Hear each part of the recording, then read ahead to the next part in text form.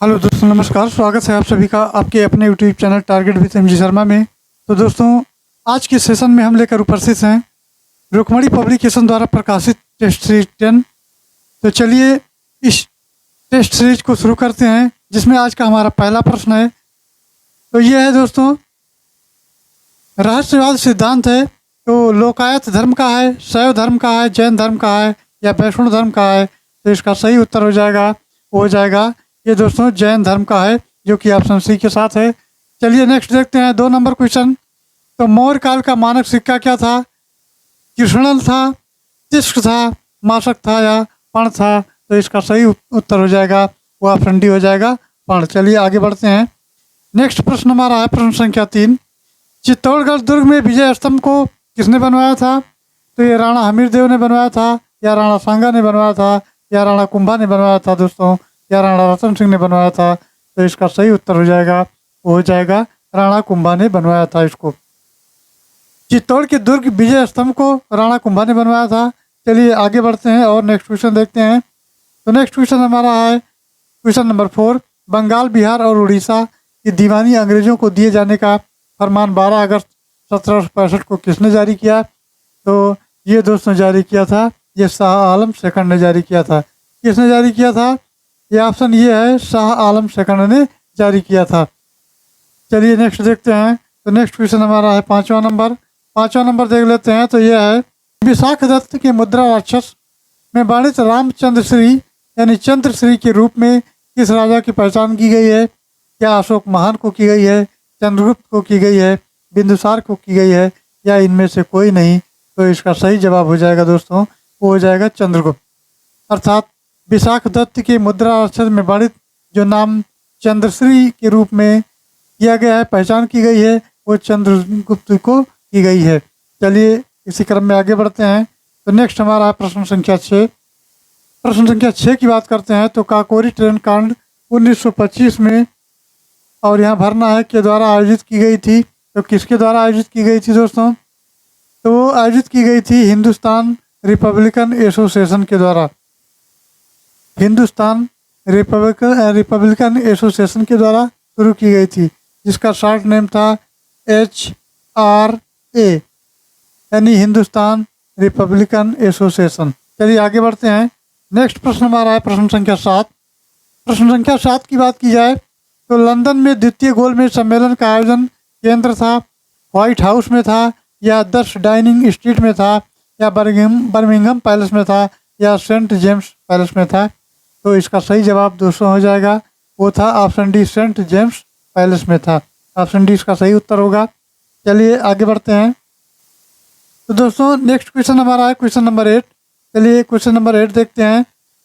निम्नलिखित में से किसने 1920 ईस्वी के नागपुर की भारतीय राष्ट्रीय कांग्रेस के अधिवेशन में असहयोग आंदोलन के प्रस्ताव को जो है प्रस्तावित किया था? तो यह CR दास ने, एनी बेसेंट ने, और BC पाल ने, या मदन मोहन मालवीय ने? तो इसका सही उत्तर हो जाएगा दोस्तों, वो हो जाएगा ऑप्शन ये, CR दास ने। ऑप्शन ये इसका सही उत्तर होगा, CR दास ने, ये हो जाएगा। चलिए नेक्स्ट देखते हैं। तो नेक्स्ट है 9 नंबर। 9 नंबर क्वेश्चन की बात करें तो दिल्ली सल्तनत का वो प्रथम सुल्तान कौन था जिसने अस्थायी सेना रखी थी?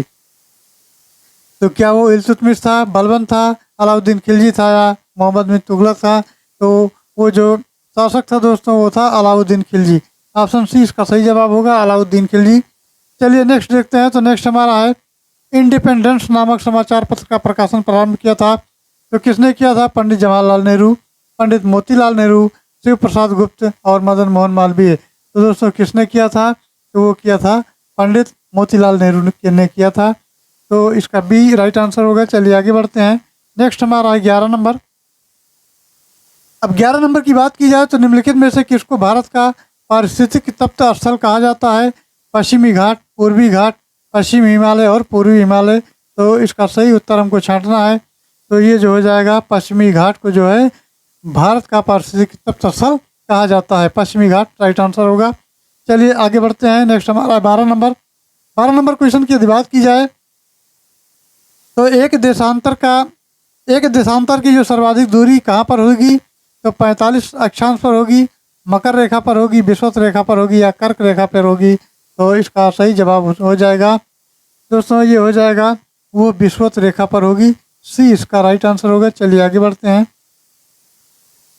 और नेक्स्ट क्वेश्चन पर आते हैं। तो नेक्स्ट क्वेश्चन हमारा है क्वेश्चन नंबर 13। ये 13 नंबर है। दून घाटी किन हिमालय श्रेणियों के बीच में बसी है? तो इसका जो सही उत्तर हो जाएगा दोस्तों वो हो जाएगा दून की जो घाटी है वो लघु हिमालय यानी लघु और शिवालिक हिमालय के बीच में ढकी है। ये इसका सही जवाब हो जाएगा। चलिए आगे बढ़ते हैं। 14 नंबर क्वेश्चन की बात कर लेते हैं। तो निम्नलिखित में से कौन सा कथन सही है? सही बताना है। तो ये है रावत भाटा परमाणु शक्ति केंद्र गुजरात, नरौरा परमाणु शक्ति केंद्र कर्नाटक और काकर पारायण परमाणु शक्ति केंद्र राजस्थान, या उपरोक्त में से कोई नहीं। तो इसका जो सही उत्तर होगा दोस्तों वो हो जाएगा ऑप्शन डी, उपरोक्त में से कोई नहीं। उपरोक्त में से कोई नहीं इसका सही उत्तर हो जाएगा।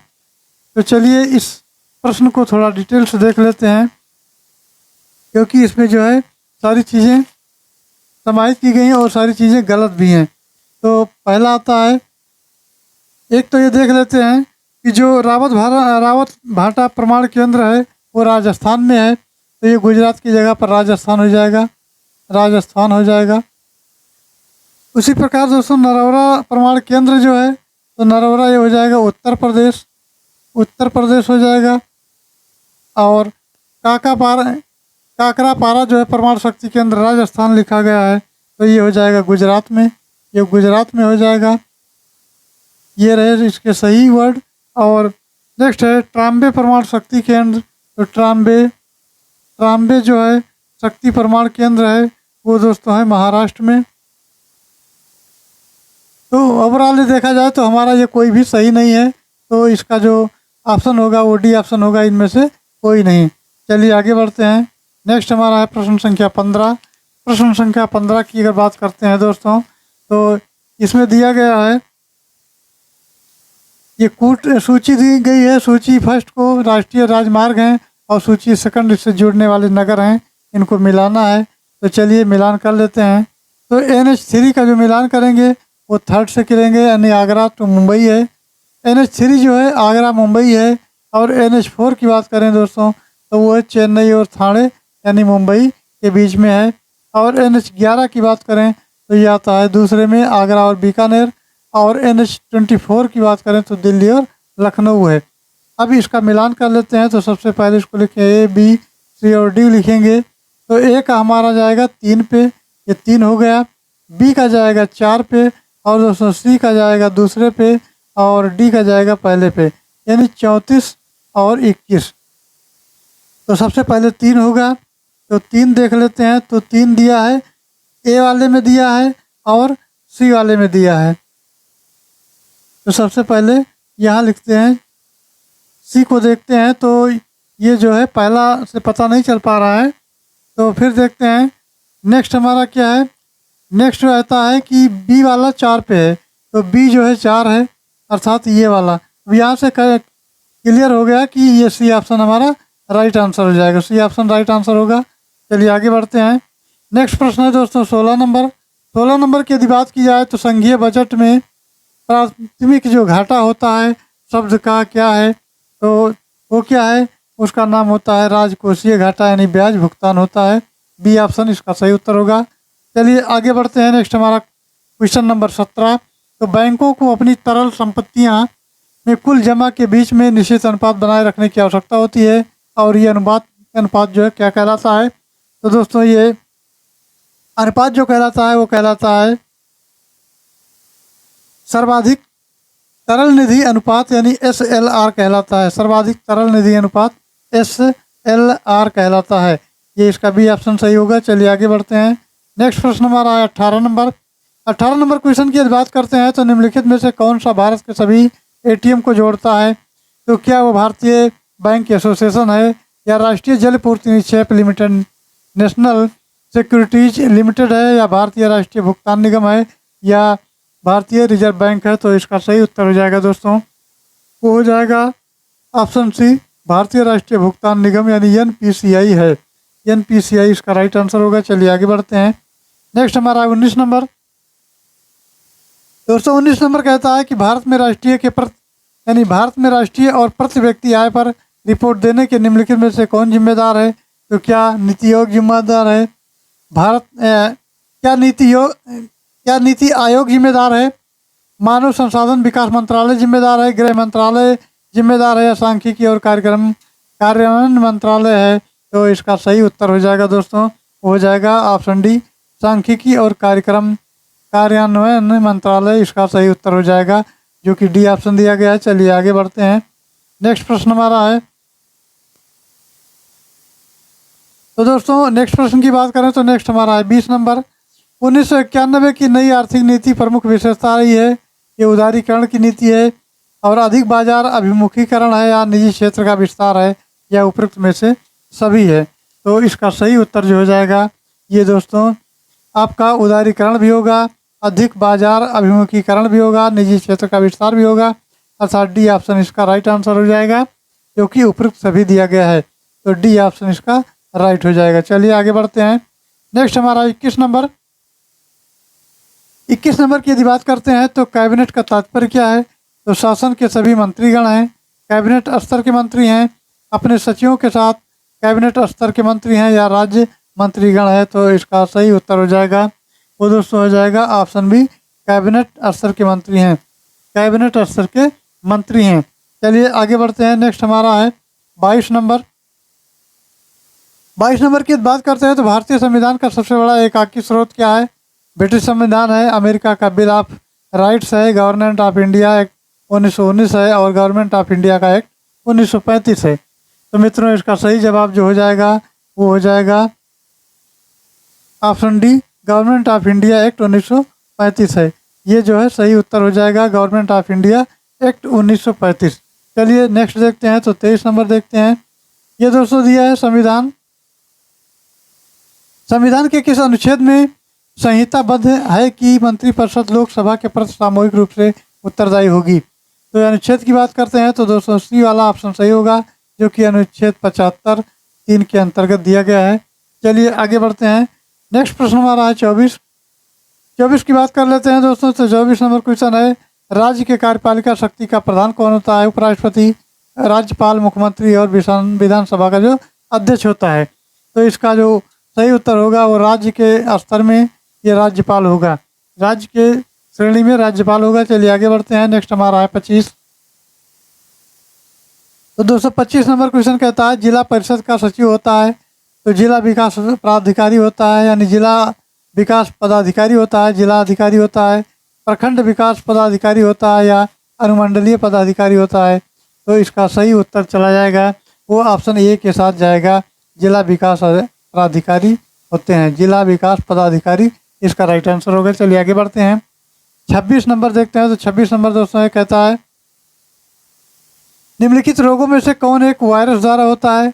हैजा है, डिप्थीरिया है, हेपेटाइटिस है, और मलेरिया है? तो इसका सही उत्तर हो जाएगा वो दोस्तों हो जाएगा ऑप्शन सी, हेपेटाइटिस हो जाएगा।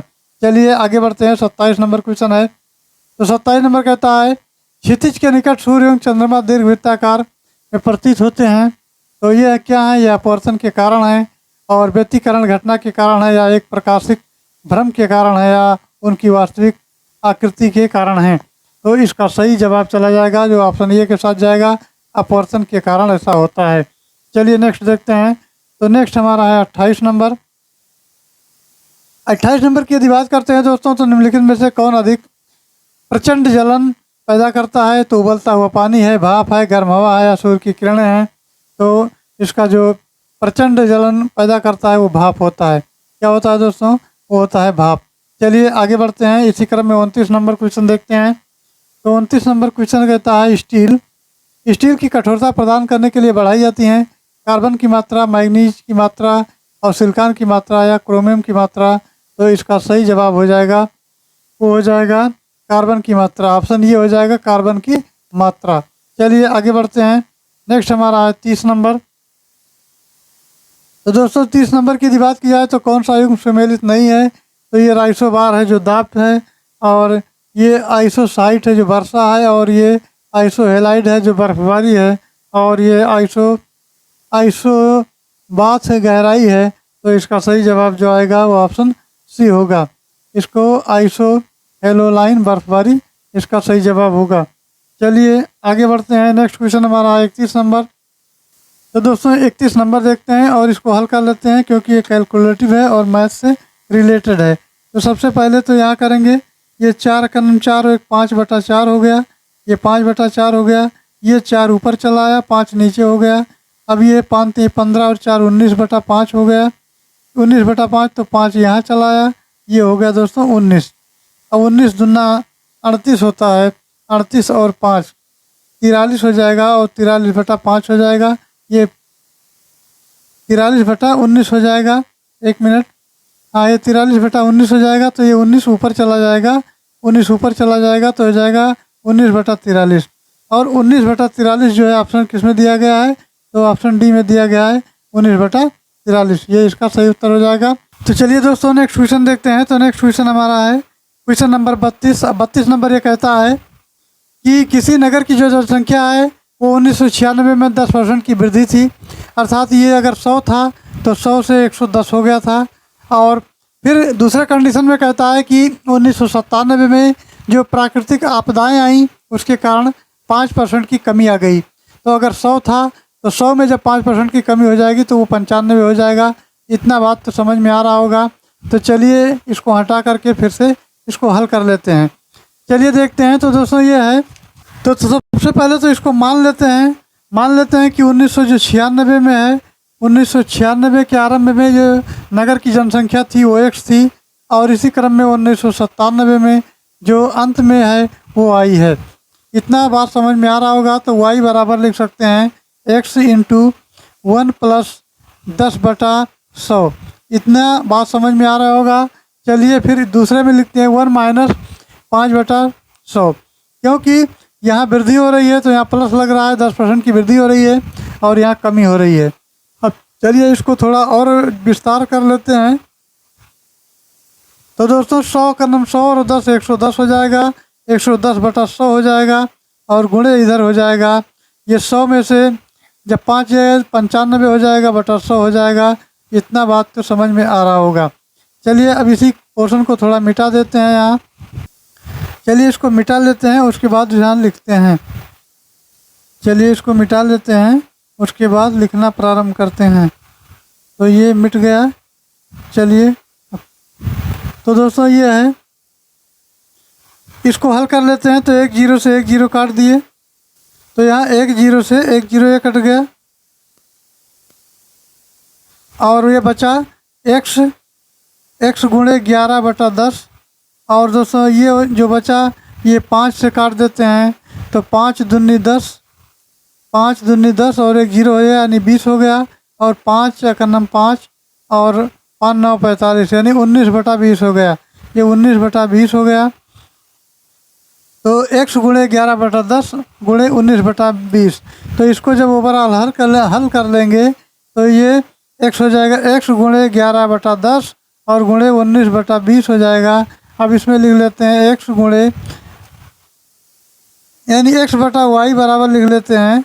ये हो जाएगा 209, ऊपर का पोर्शन हो जाएगा 209 और बटा ये 200 हो जाएगा, 209/200 हो जाएगा। तो प्रतिशत की अगर बात करते हैं तो प्रतिशत क्रम में दोस्तों अगर परसेंटेज की बात करते हैं तो 209/200 गुणे 100, यहाँ परसेंटेज हटाएंगे तो 100 लगा देंगे। ये 0 0 कट गया और ये हो जाएगा, इसको काटेंगे तो 104.5% हो जाएगा। 104.5% किस में दिया है, तो दोस्तों 104.5% ये ऑप्शन डी में दिया गया है। ऑप्शन डी इसका करेक्ट आंसर होगा, ऑप्शन डी इसका राइट आंसर होगा। चलिए आगे बढ़ते हैं और नेक्स्ट क्वेश्चन देखते हैं। तो नेक्स्ट हमारा है, तो दोस्तों हमारा जो प्रश्न आता है वो 33 आता है। चलिए इसको हल कर लेते हैं। तो ये दिया है, सोने के सिक्कों का औसत भार 20 ग्राम प्रति सिक्का है और चांदी के 12 सिक्कों का औसत भार जो है 35 ग्राम प्रति सिक्का है। तो 20 सिक्कों के लिए प्रति सिक्का औसत भार कितना होगा। तो चलिए इस सवाल को पहले सॉल्व कर लेते हैं। तो औसत भार अगर देखते हैं, औसत भार होता है तो ये होता है 8 गुणे 20 और प्लस 12 गुणे 35, ये हो जाएगा। और बटा हो जाएगा दोस्तों, बटे में हो जाएगा, ये हो जाएगा 8 + 12। चलिए दूसरा लाइन लिख लेते हैं। तो ये है अगर 8 को 20 से गुणा करेंगे तो 8 दूनी 16, 160 हो गया, और प्लस हो जाएगा 35 दूना 35 को 2 से अगर गुणा करेंगे, सॉरी ये 12 है, 12 गुणे 35 अगर करेंगे दोस्तों तो ये हो जाएगा 420, 420 हो जाएगा, और बटा जो हो जाएगा वो 20 हो जाएगा। कितना होगा? 20 होगा। अब चलिए इसको हल कर लेते हैं। तो 160 और 420 कितना हो जाएगा? तो 6 2 8 और 4 1 5, यानी कुल 580 हो गया, और 580 बटा 20 है। तो 580 को काट दें, 2 से 1 मतलब 0 से 0 कट गया, 2 का नाम 2, और 2 दूनी 4 और 2 नाम 18, ने कुल मिला के 29 आ रहा है। क्या आ रहा है? 29 आ रहा है। और 29 कहाँ दिया है? 29 दोस्तों दिया है बी ऑप्शन में, तो बी ऑप्शन इसका करेक्ट आंसर होगा। चलिए आगे बढ़ते हैं। नेक्स्ट हमारा 34 नंबर। 34 नंबर की बात करें, यदि ए बी से 20% कम है और बी ए से कितने % अधिक है, तो ये हमको बताना है। तो सबसे पहले एक तरफ लिख लेते हैं ए और एक तरफ लिख लेते हैं बी। अब कहता है कि ए बी से 20% कम है, तो ये जो है बी से 20% कम है, तो ये 80 है, तो ये 100 है। तो ये है 80 और ये है 100। अब ये हमको प्रतिशत निकालना है। इनके बीच का जो अंतर है कितना है? 20 का। तो परसेंटेज की अगर बात करते हैं तो ये 20 बटा 80 हो जाएगा और गुणे 100 हो जाएगा। 20 बटा 80 गुणे 100 हो जाएगा। अब इसको काट लेते हैं, तो 2 का नाम 2, 2 चौक 8, 4 कम 4, 25 चौका 100, 25% इसका आंसर आ जाएगा। 25% किस में दिया है? ये ऑप्शन सी में दिया है, ऑप्शन सी 25%। चलिए आगे बढ़ते हैं। तो 35 नंबर क्वेश्चन हमारा है, ये है √60 माइनस √5 और √5 माइनस √3 और √9 माइनस √7, और दूसरा आता है √11 माइनस √9 में सबसे बड़ी संख्या कौन सी है? तो 35 की बात की जाए अगर दोस्तों, तो इसको लिखते हैं सबसे पहले √7 और माइनस √5, तो ये हो जाएगा √7 माइनस √5 का ये गुणा कर देंगे इसको, और √7 प्लस जो है √5 हो जाएगा, और बटे में जो आएगा √7 प्लस √5 हो जाएगा। अब कुल मिला के ओवरऑल ये सब हट करके आएगा 2 बटा √7 प्लस √5। अब चलिए इसको और आगे हल करते हैं। तो हल करने पर हमको मिलता है √5 माइनस √3 बराबर हो गया 2 बटा √5 प्लस √3। अब आता है √9 माइनस √7 और बराबर हो जाएगा 2 बटा √9 प्लस √7, ये आ जाएगा। अब नेक्स्ट आता है दोस्तों ये डी वाला ऑप्शन, तो ये है √11 माइनस √9, तो बराबर इसका जो हो जाएगा 2 बटा √11 और प्लस √9, ये हो जाएगा। अब सबसे बड़ी संख्या की बात करें अगर दोस्तों, तो ये हो जाएगा √5 माइनस √3, क्योंकि इसका हर जो है सबसे छोटा है, तो ये इसका जो है कौन सा ऑप्शन होगा? तो ऑप्शन की यदि बात की जाए दोस्तों, तो ऑप्शन हो जाएगा बी, 35 का बी हो जाएगा, जो कि √5 माइनस √3 है। 20 का करेक्ट आंसर होगा। चलिए आगे बढ़ते हैं। नेक्स्ट हमारा प्रश्न जो है वो है 36 नंबर। 36 नंबर की बात करते हैं। तो गति अवरोध संधि विच्छेद का अर्थ है गत्यावरोध, गत्यावरोध, गत्यारोध या गत्याविरोध। तो इसका सही उत्तर हो जाएगा मित्रों, वो हो जाएगा ऑप्शन ये गत्यावरोध। ऑप्शन ये इसका हो जाएगा, इस तरह लिखा जाएगा गत्यावरोध, ये गत्यावरोध हो जाएगा। चलिए आगे बढ़ते हैं। नेक्स्ट हमारा है 37 नंबर। 37 की बात कर लेते हैं दोस्तों। दिए गए कई शब्दों के लिए एक शब्द को छांटना है। युद्ध करने को इच्छुक, जो युद्ध करने को इच्छुक है उसको क्या कहते हैं? उसको कहते हैं युत्सु, यानी उत्सुकता उसके अंदर है, तो युत्सु उसको कहा जाता है। अब चलिए आगे बढ़ते हैं। नेक्स्ट हमारा 38 नंबर। 38 नंबर कहता है कौआ चला हंस की चाल लोकोक्ति का अर्थ है तो बड़ों से प्रभावित होना, असंभव प्रयास करना और हृदय परिवर्तन होना या अंधानुकरण करना। तो मित्रों इसका जो सही उत्तर हो जाएगा ऑप्शन डी हो जाएगा, अंधानुकरण करना। चलिए नेक्स्ट देखते हैं 39 नंबर। तो 39 की अगर बात करते हैं दोस्तों, तो ये दिया गया है निम्न में कौन वर्तनी सही नहीं है ये पूछा गया है कर्तव्य है, कर्तव्य इस तरह है, और उद्योग है और सिद्धांत है। तो इसमें जो पूछा गया है कि कौन सा सही नहीं है, तो सिद्धांत भी सही है, उद्योग भी सही, कर्तव्य यानी ये वाला कर्तव्य जो पहले वाला है ऑप्शन ये का ये नहीं सही है। तो शुद्ध वर्तनी ये नहीं है, बाकी सभी शुद्ध वर्तनी है। चलिए आगे बढ़ते हैं, नेक्स्ट देखते हैं 40 number.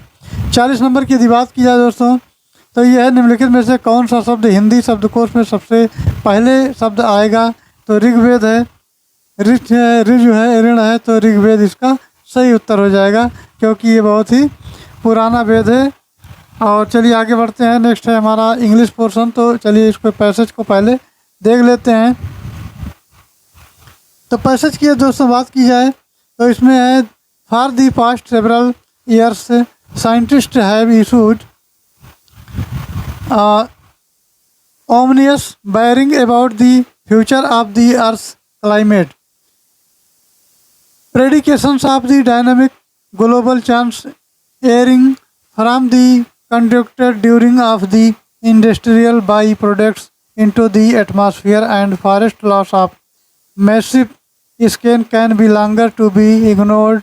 Compelling scientific evidence strongly suggests that world climate patterns providely regard the reliability stable could be traced into the state of thermal emissions of natural and synthetic gas of increasing the heat trapping capacity of the atmosphere through the phenomenon known as a greenhouse effect.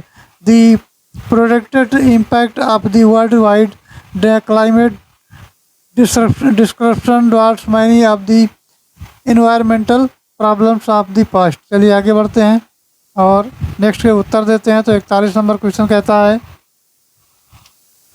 दोस्तों, 41 number question कहता है कि projected in the last sentence means, तो इसका सही उत्तर हो जाएगा ये ऑप्शन ये हो जाएगा एक्सटम, यानी ये हो जाएगा एक्सट्रिक्टेड। चलिए 42 नंबर देख लेते हैं। तो the world climate patterns will change drastically is, तो ये पोर्टेबल है, इम्पॉसिबल है, पॉसिबल है या इम्पॉसिबल है। तो इसमें चलिए देख लेते हैं। तो ये 42 नंबर का जो है पहला ये है पोर्टेबल सही है, पोर्टेबल सही है, और 41 का एक्सपेक्टेड सही है। चलिए आगे बढ़ते हैं, नेक्स्ट हमारा 43 नंबर। तो दोस्तों 43 नंबर की यदि बात की जाए तो change the given sentence from indirect narration to direct narrations. Narration दिया गया ही said to me what are you doing, तो इसका सही उत्तर हो जाएगा दोस्तों ये हो जाएगा ऑप्शन डी, ऑप्शन डी हो जाएगा he asked me what I was doing. ये इसका नरेशन चेंज होके बन जाएगा। चलिए आगे देखते हैं। तो आगे आता है 44 नंबर क्वेश्चन। 44 नंबर की बात करें दोस्तों तो कहता है कि my friend is cutting out to be held this fast, तो इसका सही उत्तर हो जाएगा दोस्तों वो फिट टू हो जाएगा, फिट टू हो जाएगा। 45 नंबर क्वेश्चन की बात करते हैं। तो 45 नंबर दिया है choose the part of speech of the word hardly in the sentence given believe, तो दी नेचुरली यानी दी हार्डली ऑन ऑफ इलेक्शन है, तो ये सही उत्तर हो जाएगा एडवर्ब हो जाएगा, एडवर्ब इसका सही उत्तर होगा। चलिए आगे बढ़ते हैं। नेक्स्ट प्रश्न हमारा है नीचे दिए गए अंग्रेजी वर्णमाला अक्षरों के आधार पर प्रश्नों के उत्तर दीजिए।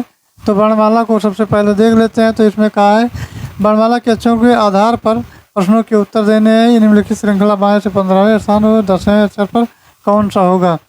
तो ये दोस्तों चलिए देखते हैं। तो 46 नंबर क्वेश्चन हमारा है जो इसका ट्रिक है, ट्रिक देख लेते हैं क्या है। तो TRIC की इसका ट्रिक क्या है। ट्रिक है ये बाएं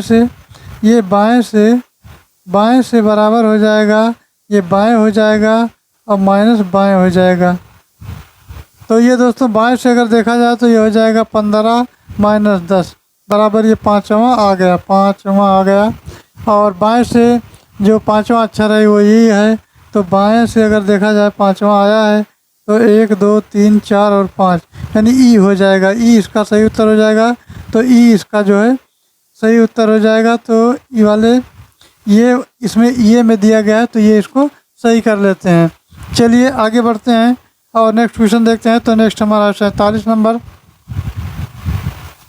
दोस्तों यदि 47 नंबर की बात की जाए तो इसमें दिया गया है कि टाइप राइटर दिया गया है, तो इसको इस तरह लिखा जाता है, तो उसी को कूट लिपि में स्टेनो को क्या लिखा जाएगा। तो चलिए इसको सबसे पहले लिख लेते हैं, टाइप राइटर TYPEWRITER, ये टाइप राइटर हो गया और इसको मिलान करना है।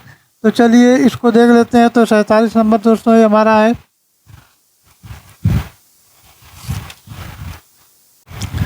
तो चलिए इसको हल कर लेते हैं। तो टी का उल्टा होता है जी, वाई का होता है बी, पी का होता है के, ई का होता है बी, डब्ल्यू का होता है डी, आर का होता है आई और आई का होता है आर, और उसके बाद में टी आता है, टी का होता है जी और एक होता है बी और आई, ये हो जाता है। तो विपरीत अक्षरों के युग में इसे करेंगे हैं ये। तो चलिए अब इस प्रश्न को देख लेते हैं। तो बताना क्या है, हमको बताना है दोस्तों, ये हो जाएगा STE और NO। तो इसका जो है ये बताना है। तो S का होता है H, T का होता है G और E का होता है B, N का होता है M और L का होता है वो। अब ये नया जो है हमारा युग्म बन के तैयार है। तो क्या हो जाएगा, HGBMO, HGBMLO।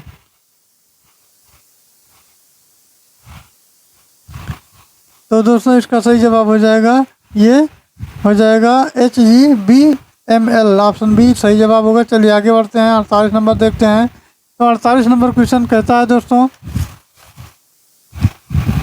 इसमें दिया गया है प्रश्न में 3 कथन है जिसके 4 निष्कर्ष हैं, फर्स्ट, सेकंड, थर्ड और फोर्थ।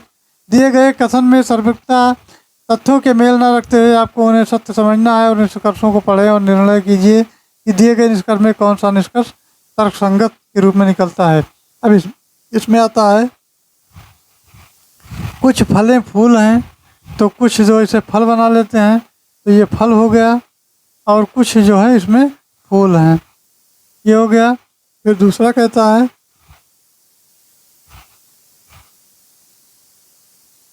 यहाँ पहले चित्र बना लेते हैं। तो ये दोस्तों सबसे पहले तो डायग्राम देखते हैं। तो डायग्राम में दिया गया है, पहले तो फल है, उसके बाद कुछ फूल है, उसके बाद ये दोस्तों है नदियां हैं।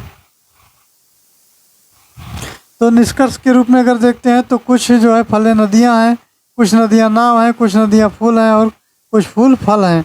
तो चलिए इसका जो सही उत्तर हो जाएगा निष्कर्ष के तौर पर, तो फर्स्ट निष्कर्ष तो गलत हो जाएगा, कुछ फसलें नदियां नहीं हैं। सेकंड की बात करें तो कुछ नदियां नावें हैं, ये हो सकता है। और थर्ड की बात करें तो ये है कुछ नदियां फूल हैं, ये भी गलत हो जाएगा, कुछ फूल फल हैं। तो इसका जो सही उत्तर होगा दोस्तों वो हो जाएगा 2 और 4। 2 और 4 देख लेते हैं। तो 2 और 4 क्या दिया गया है। तो दोस्तों निष्कर्ष के हिसाब से अगर देखा जाए तो इसमें 2 और 4 सही होगा, जो कि 2 और 4 ऑप्शन बी में दिया गया है। केवल 2 और 4 निकलते हैं, इसका सही उत्तर हो जाएगा। चलिए आगे बढ़ते हैं, नेक्स्ट प्रश्न हमारा है। तो नेक्स्ट प्रश्न देख लेते हैं दोस्तों, निम्नलिखित विकल्पों में से कौन सा जो है लीप वर्ष नहीं है, लीप वर्ष नहीं बताना है। तो इसमें जो 4 से भाग हो जाता है वो दोस्तों लीप वर्ष होता है, और जिस सन में 4 से भाग नहीं हो पाता वो लीप वर्ष नहीं होता है। तो इसी क्रम में अगर देखा जाए तो 1978 में जो है ये 4 से भाग नहीं होगा, और बाकी 4 इसमें, 4 इसमें, 4 इसमें, सभी में 4 से भाग हो जाएगा। तो 1978 इसका सही उत्तर हो जाएगा। 1978 क्या होगा, सही उत्तर हो जाएगा, जो कि 4 का भाग इसमें नहीं लगेगा। चलिए आगे बढ़ते हैं, और नेक्स्ट प्रश्न हमारा है 50 नंबर। 50 नंबर क्वेश्चन की बात की जाए तो कल्पिता का परिचय कराते हुए प्रकाश अपने मेहमानों से बोला, इसके पिता मेरे पिता के इकलौते पुत्र हैं और कल्पिता प्रकाश से किस प्रकार से संबंधित है। तो सबसे पहले तो यहाँ जो कहा है कल्पिता का परिचय कराते हुए, अब कल्पिता सबसे नीचे है, इसका परिचय कराते हुए प्रकाश अपने मेहमानों से बोलता है कि उसके पिता अर्थात इसके पिता इधर हो गए, इसके पिता मेरे पिता के, अगर यहाँ मैं हो गया, मेरे अर्थात मैं हो गए, इनके पिता के जो इकलौते पुत्र हैं। ये कहता है, मेहमानों से कहता है कि मेरे पिता इसके इकलौते पुत्र हैं। तो कल्पिता जो है प्रकाश से किस प्रकार से संबंधित है। तो दोस्तों ये इसकी बेटी है और ये इसका नाम है कल्पिता। इसकी बेटी है, ये बेटी हो जाएगा, और ये इसका पिता हो जाएगा, ये इसकी बेटी हो जाएगी। अब यहाँ जो है ये प्रकाश नाम है, जो प्रकाश रखते रहते हैं, तो इसका पिता जो है ये हो जाएगा पिता। तो इसका जो सही उत्तर हमको बताना है वो क्या कहता है कि वह कल्पिता प्रकाश से किस प्रकार संबंधित है। तो दोस्तों संबंध उसका जो है वो ऑप्शन ये बेटी का है, ये बेटी का संबंध है। चलिए आगे बढ़ते हैं। नेक्स्ट हमारा 51 नंबर की बात करते हैं दोस्तों। तो अप्रैल 2023 में किन राजनीतिक दलों से राष्ट्रीय पार्टी का दर्जा छीन लिया गया है। तो वो सही जो उत्तर होगा हमारा वो हो जाएगा ऑप्शन डी हो जाएगा, उपरोक्त सभी से छीन लिया गया, अर्थात एनसीपी से छीना गया है, टीएमसी से छीना गया है और सीपीआई से भी छीना गया है। तो दोस्तों अप्रैल 2023 में एनसीपी और टीएमसी और सीपीआई राजनीतिक दलों से राष्ट्रीय पार्टी का दर्जा छीन लिया गया है, और आम आदमी पार्टी यानी आप जो है 6वें राष्ट्रीय पार्टी का दर्जा इसको दिया गया है। चलिए नेक्स्ट देखते हैं 52 नंबर की यदि बात करें दोस्तों, तो अंतर्राष्ट्रीय प्रहरी फ्रीडम हाउस द्वारा प्रकाशित विश्व स्वतंत्रता सूचकांक 2023 के अनुसार दुनिया में सबसे कम स्वतंत्रता वाला देश कौन है। तो इसका ऑप्शन हो जाएगा, क्या वो तिब्बत है, हांगकांग है, ताइवान है या उत्तर कोरिया है। तो इसका सही जवाब हो जाएगा, वो हो जाएगा ऑप्शन ए, तिब्बत हो जाएगा। क्या हो जाएगा, तिब्बत हो जाएगा। चलिए अब देखते हैं 53 नंबर क्वेश्चन की बात करें तो दोस्तों ये है, संयुक्त राष्ट्र महासभा ने किस तारीख को विश्व सतत परिवर्धन दिवस मनाने की घोषणा की है। तो ये हो जाएगा डी ऑप्शन, अर्थात 26 नवंबर को जो है मनाने की घोषणा की है। चलिए नेक्स्ट देखते हैं। तो नेक्स्ट क्वेश्चन हमारा है वो है 54 नंबर देख लेते हैं। तो ये दिया है, मई 2023 में चक्रवात मोर्चा से बचाव हेतु म्यांमार में भारत ने कौन सा अभियान चलाया। तो दोस्तों ये अभियान जो चलाया वो चलाया ऑपरेशन करुणा अभियान चलाया गया इनके द्वारा। चलिए आगे देखते हैं। तो अगला हमारा है 55 नंबर कहता है, अप्रैल 2023 में प्रकाशित जल निकायों की पहली गणना में सर्वाधिक जल निकाय वाला राज्य है।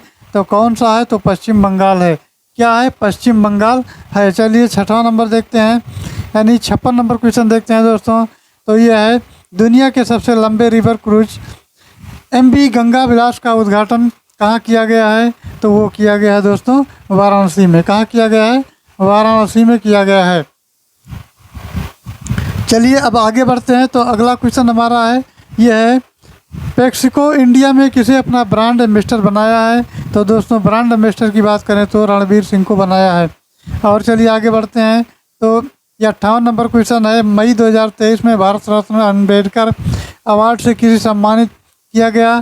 तो दोस्तों सम्मान किया गया तो योगी आदित्यनाथ का सम्मान किया गया। चलिए नेक्स्ट देखते हैं। तो 59 नंबर देख लेते हैं। 59 नंबर कहता है दोस्तों, अंडर 19 महिला T20 विश्व कप का पहला संस्करण किस देश ने जीता। तो उसका सही जवाब हो जाएगा दोस्तों, वो हो जाएगा भारत, हो जाएगा भारत ने ही जीता है। चलिए आगे बढ़ते हैं। नेक्स्ट हमारा 60 नंबर की बात करें तो ये दोस्तों है, नाथ चैलेंज पार करने वाले कम से उम्र के व्यक्ति कौन बने हैं। तो इसका जो उत्तर हो जाएगा ये अंशुमान झिंगरन हो जाएगा, अंशुमान झिंगरन। चलिए आगे बढ़ते हैं और इसी क्रम में प्रश्नों को देखते हैं।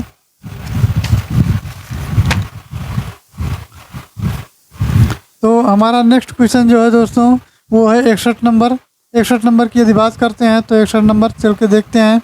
तो ये कहता है, फ्रैंक यानी फ्रैंक किस देश की मुद्रा है। तो दोस्तों फ्रैंक की जो मुद्रा है वो है, ऑप्शन दिया है जापान, इंडोनेशिया, स्विट्ज़रलैंड और आयरलैंड। तो जो फ्रैंक मिशन मुद्रा है वो ऑप्शन सी से संबंधित है, स्विट्ज़रलैंड से संबंधित है। चलिए आगे बढ़ते हैं। नेक्स्ट प्रश्न हमारा है, निम्नलिखित में से कौन भारतीय पुलिंजर सम्मान से सम्मानित नहीं है। तो ये है गोविंद बिहारी और झुम्पा लाहिड़ी, गीता आनंद और मुल्क राज आनंद। तो इसका सही उत्तर हो जाएगा ऑप्शन डी हो जाएगा मुल्क राज आनंद इसका सही उत्तर होगा। चलिए आगे देखते हैं 63 नंबर। तो कीपिंग द फोर्स मेमाइट्स ऑफ ये पार्लियामेंट्रियन पुस्तक के लेखक कौन है? तो दोस्तों बी ऑप्शन हो जाएगा, सोमनाथ चटर्जी हैं। चलिए आगे बढ़ते हैं। नेक्स्ट हमारा है 64 नंबर। 64 की बात करें तो निम्न युग्मों में से कौन सुमेलित नहीं है? तो सुमेलन उसका कौन किसका नहीं है? तो दोस्तों ये जो हो जाएगा आपका डी ऑप्शन, यानी ECB इंग्लैंड क्रिकेट बोर्ड से नहीं सुमेलित है। और इंग्लैंड की क्रिकेट बोर्ड का नाम है England and Wales Cricket Board. चलिए आगे बढ़ते हैं और 65 नंबर क्वेश्चन देखते हैं। तो 65 नंबर कहता है निम्नलिखित में से कौन सा सुमेलित नहीं है पूछा गया है। तो इसका जो सही उत्तर हो जाएगा दोस्तों वो ऑप्शन सी हो जाएगा, भारतीय वन प्रबंधन जो संस्थान है वो कोलकाता। चलिए आगे बढ़ते हैं। नेक्स्ट हमारा है 66 नंबर। 66 नंबर की यदि बात की जाए दोस्तों तो ये दिया गया है, टेबल टेनिस किस देश का राष्ट्रीय खेल है? स्कॉटलैंड है, रूस है, चीन है और ऑस्ट्रेलिया है। तो इसका सही उत्तर दोस्तों हो जाएगा ऑप्शन सी, ये चीन है। ऑप्शन सी चीन है। चलिए आगे बढ़ते हैं। नेक्स्ट प्रश्न हमारा है, तो नेक्स्ट की बात करें तो नेक्स्ट क्या है वो 67 नंबर है। राष्ट्रीय रोगी दिवस कब मनाया जाता है? 25 दिसंबर, 17 जनवरी, 25 जनवरी और 30 जनवरी को। तो इसका सही उत्तर हो जाएगा वो दोस्तों हो जाएगा ऑप्शन डी, 30 जनवरी सही उत्तर हो जाएगा। चलिए आगे बढ़ते हैं। 68 नंबर है, निम्नलिखित में से कौन सा एक नृत्य का शास्त्रीय रूप है? ये बांग्ला है, कालबेलिया है या ओडिसी है या पंडवानी है वानी है। तो इसका सही उत्तर हो जाएगा दोस्तों हो जाएगा ऑप्शन सी। ऑप्शन सी इसका सही उत्तर हो जाएगा, ओडिसी इसका सही उत्तर होगा। चलिए 69 नंबर देखते हैं। तो ये दिया गया है, अंतरिक्ष यानी भारतीय अंतरिक्ष कार्यक्रम के जनक किसे कहा जाता है? तो वो दोस्तों कहा जाता है वो विक्रम साराभाई को कहा जाता है, विक्रम साराभाई को कहा जाता है। अब आता है 70 नंबर।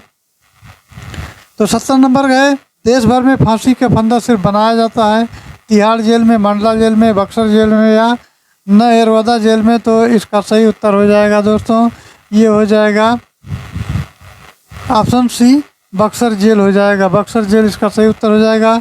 अब चलिए आगे बढ़ते हैं और इस पद्यांश को यानी गद्यांश को पढ़ते हैं। इस गद्यांश में क्या दिया गया है इसको सबसे पहले जान लेते हैं। तो हम चलाने वाले और भेड़ें चराने वाले प्रायः स्वभाव के ही साधु होते हैं। हल चलाने वाले अपने शरीर का हवन किया करते हैं, खेत उनकी हवनशाला है और उनके हवन कुंड का ज्वाला की किरणें चावल के लंबे और सफ़ेद दानों के रूप में निकलती हैं। गेहूं के लाल लाल दाने जो हैं इस अग्नि की चिंगारियों की डालियां सी किसान मुझे अन्न में फूल और फल में आहुति देते हुए दिखाई पड़ता है। कहते हैं कि खेती और उसकी ईमानदारी प्रेम का प्रतीक है। चलिए फिर आगे बढ़ते हैं और केंद्र में उसका सारा जीवन जो होता है वो पेड़ पत्ते फूल फल आदि फल के बिखर कर रह जाते हैं। वृक्षों की तरह उसका भी जवान एक प्रकार का मौन जीवन होता है और विद्या नहीं पढ़ जप और तप नहीं करता, संदेह बंधान नहीं आते और ज्ञान ध्यान का इसे पता नहीं रहता। चलिए आगे बढ़ते हैं। नेक्स्ट हमारा है प्रश्न संख्या 173। अब इसी पैसेज में से उत्तर हमको छांटना है। तो है हल चलाने वाले किसान। तो इसका सही उत्तर हो जाएगा जो हो जाएगा ऑप्शन डी, अपने शरीर का हवन किया करते हैं। चलिए नेक्स्ट देखते हैं। तो दोस्तों 72 नंबर क्वेश्चन है, हवन कुंड की ज्वाला की किरणें। इसका सही उत्तर जाएगा चावल के लंबे सफ़ेद दानों के रूप में निकलती हैं। और 73 नंबर क्वेश्चन की बात की जाए दोस्तों तो प्रत्येक पत्ते फूल और फल में बिखर रहा है। तो इसका सही जवाब हो जाएगा ऑप्शन बी, किसान का सारा जीवन। चलिए आगे बढ़ते हैं। 74 नंबर है। तो 74 नंबर कहता है भारतीय किसान का कोई भी सरोकार नहीं होता है, ऊंचे ऊंचे घरों से, बड़े बड़े शिवालयों से, मंदिर मस्जिद गिरजाघर से, इन नगरों एवं शहरों से। तो इसका सही जवाब हो जाएगा दोस्तों वो हो जाएगा ऑप्शन सी, 74 का ऑप्शन सी हो जाएगा, ये मंदिर मस्जिद गिरजाघर में हो जाएगा। और दोस्तों ये 75 नंबर की बात करें तो ये हो जाएगा, ये अपनी भूख निवारण कर लेता है। चलिए आगे बढ़ते हैं और नेक्स्ट क्वेश्चन देखते हैं। तो नेक्स्ट हमारा है 76 नंबर। चलिए उसको पढ़ लेते हैं थोड़ा। एक सच्चाई है कि निर्धन और धनवानों कोई भी बेकार लोग ऐसे और परिश्रमी निर्धन तथा कमशील बलवान भी होते हैं। अनेक भिखारी इतने सुस्त होते हैं जैसे उन्हें 10,000 की वार्षिक आय हो, और कुछ जो है अति भाग्यशाली लोग अपने उद्देश्यों में से अधिक व्यक्त होते हैं और बाहर बेकार की बातों में रुचि नहीं रखते, क्योंकि व्यस्त और बेकार लोगों के बीच अंतर समस्त पदों और स्थितियों में मनुष्यों की मानसिकता तथा अंतः प्रकृति से संबंध होता है। अमीरों और गरीबों दोनों में से एक ऐसा कर्मशील परिश्रमी भी होता है जो निःशक्त और संपन्न होता है। दोनों में बेकार वर्ग भी होता है जो निःशक्ता दुखी रहता है। इन दोनों वर्गों में निकृष्ट और गलत फहमी उससे दुर्भाग्यपूर्ण। चलिए आगे बढ़ते हैं।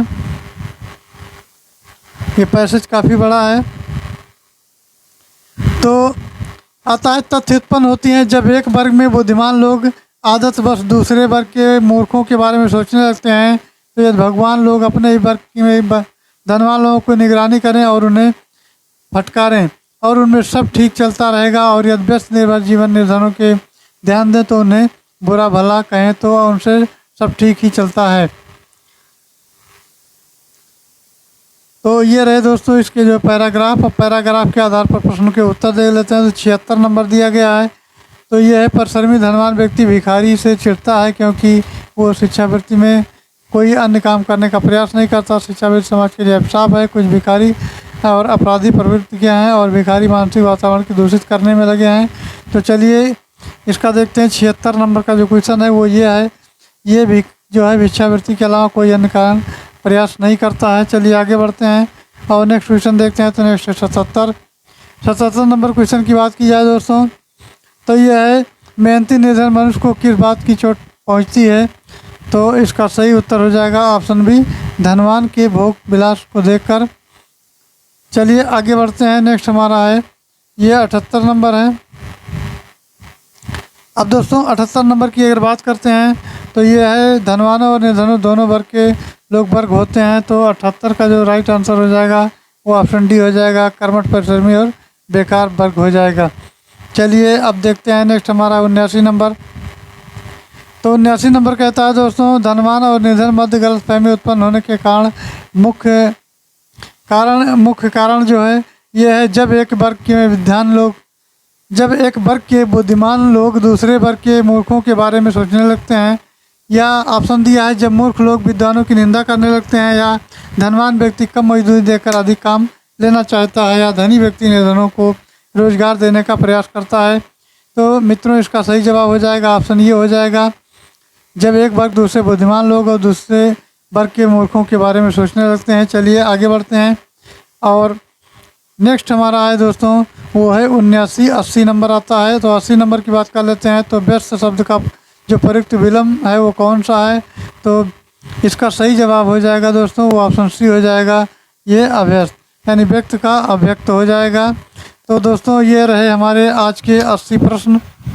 आई होप जानकारी अच्छी लगी होगी। जानकारी अच्छी लगी हो तो चैनल को लाइक करें, सब्सक्राइब करें और शेयर करें। Thanks for watching. जय हिंद।